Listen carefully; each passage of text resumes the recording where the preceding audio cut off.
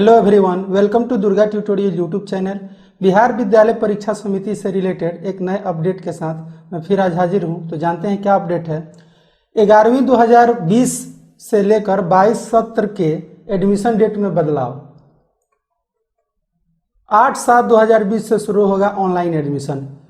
पिछली वीडियो में मैंने बताया था कि 1/7/2020 से 11वीं 2020 से 22 सत्र के लिए एडमिशन ऑनलाइन होगा, लेकिन बिहार विद्यालय परीक्षा समिति ने यहाँ तारीख में कुछ बदलाव कर दिया है।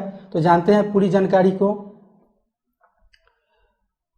बिहार स्कूल एग्जामिनेशन बोर्ड यानी बिहार विद्यालय परीक्षा समिति ने इंटरमीडिएट कक्षा सत्र 2020 से 22 में नामांकन हेतु ऑनलाइन आवेदन के लिए तिथि पुनर्निर्धारित करते हुए दिनांक 8/7/2020 से 17/7/2020 तक विद्यार्थियों को ऑनलाइन आवेदन का अवसर देने के संबंध में आवश्यक सूचना।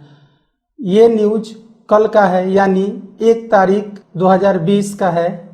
बिहार विद्यालय परीक्षा समिति के ऑफिशियल फेसबुक अकाउंट से ये सूचना दी गई है और इसी के साथ एक विज्ञप्ति भी फेसबुक अकाउंट से डाला गया है। दिखाता हूं मैं आपको क्या है विज्ञप्ति और क्या है उसमें खास।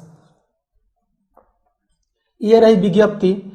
इसमें मुख्य बातों को मैंने हाईलाइट कर दिया है, आप आसानी से देख सकते हैं। इंटरमीडिएट कक्षा सत्र 2020 से 22 में नामांकन हेतु ऑनलाइन आवेदन के लिए तिथि पुनर्निर्धारित करते हुए दिनांक 8/7/2020 से 17/7/2020 तक विद्यार्थियों को ऑनलाइन आवेदन का अवसर देने के संबंध में आवश्यक सूचना।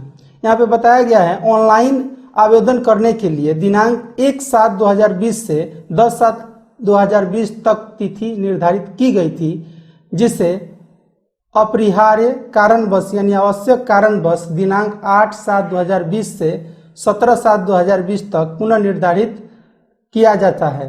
अतः इंटरमीडिएट कक्षा में नामांकन लेने के इच्छुक आवेदन अब दिनांक 8/7/2020 से 17/7/2020 के बीच ऑनलाइन आवेदन करना सुनिश्चित करेंगे। जो छात्र 11वीं में एडमिशन के लिए इंतजार कर रहे थे, उन्हें अब और कुछ दिनों का इंतजार करना पड़ेगा। 8 तारीख से वेबसाइट, जो मैंने पिछले वीडियो में आपको बताया था, ठीक उसी वेबसाइट पे आपका लिंक एक्टिव होगा, लेकिन वो 8 तारीख से होगा। दूसरी बात जो इसमें बताई गई है, साथ ही इंटरमीडिएट कक्षा में नामांकन लेने के इच्छुक विद्यार्थियों को यह भी सूचित किया जाता है कि वे समान आवेदन पत्र यानी कॉमन एप्लीकेशन फॉर्म एवं समान सूची पत्र कॉमन प्रोस्पेक्टस को ध्यानपूर्वक अवश्य पढ़ें, ताकि आवेदन देने के क्रम में उन्हें किसी भी प्रकार की कठिनाई ना हो। ऑनलाइन आवेदन करने में आपको किसी प्रकार की कठिनाई ना हो, इसलिए बोर्ड द्वारा सूची पत्र को जारी किया गया है, जिसे कॉमन प्रोस्पेक्टस कहते हैं। उसे आप अवश्य डाउनलोड करके पढ़ लें। इस वीडियो के डिस्क्रिप्शन बॉक्स में मैंने प्रोस्पेक्टस का लिंक दे दिया है, आप उसे वहां से डाउनलोड करके आसानी से पढ़ सकते हैं। तीसरी बात जो इसमें बताया गया है, एक मोबाइल नंबर एवं एक ईमेल आईडी का इस्तेमाल मात्र एक आवेदन भरने के लिए किया जाएगा। अगर आप एक ईमेल आईडी या एक मोबाइल का यूज एक एडमिशन में कर लेते हैं तो दूसरे एडमिशन में आप उसका इस्तेमाल नहीं कर पाएंगे। इस बात का आपको ध्यान रखना है कि आप अपना ईमेल आईडी दूसरे के आवेदन में इस्तेमाल ना करें।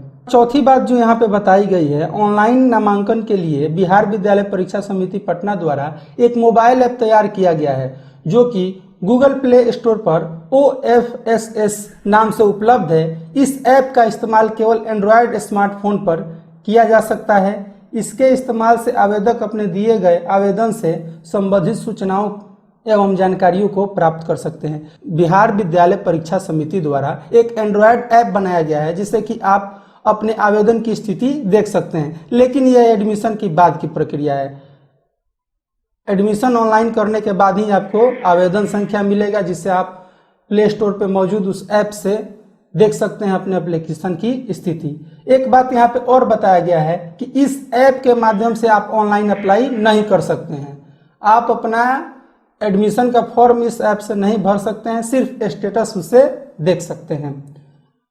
पांचवी बात जो बताई गई है, समान आवेदन प्रपत्र कॉमन एप्लीकेशन फॉर्म भरने से संबंधित किसी भी प्रकार की जानकारी अथवा समस्या के त्वरित निदान के लिए हेल्प सेंटर नंबर 06122223 0009 पर संपर्क किया जा सकता है। बोर्ड ने यहाँ पे एक नंबर हेल्पलाइन जारी किया है जिससे आप मदद ले सकते हैं कॉल करके।